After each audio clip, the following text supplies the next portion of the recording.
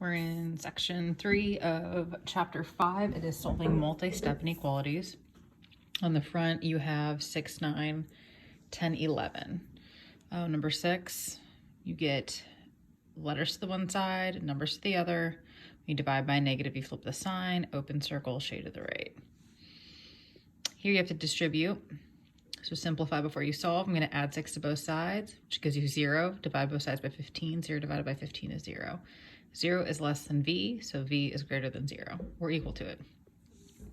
Here we have to distribute before we solve. We divide by negative, so the sign flips.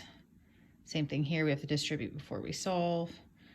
The x's cancel out and we get 3 is greater than 11. That is not true, therefore there's no solution. If it was true, it would be all real numbers. On the back, it is word problems. It says 3/4 of a number decreased by 9 is at least 42. So if you're at least 42, you're equal to 42. But I said, think of like Waldemar. You have to be at least this tall to ride the ride. So you have to be that tall or greater. Same thing for 23. 2/3 of a number added to 6 is at least 22. So you're 22 or you can be greater. 27 wasn't a fan of. It says 3 times the sum of a number in 7.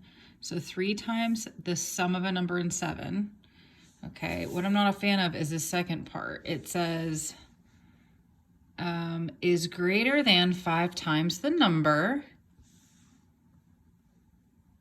less 13. Less, what? Less 13? I say subtract. It was odd. So this is what you should get when you divide by a negative. You flip the sign. And then 28, the sum of 9 times a number and 15 is less than or equal to the sum of 24 and 10 times a number. That one was pretty self-explanatory.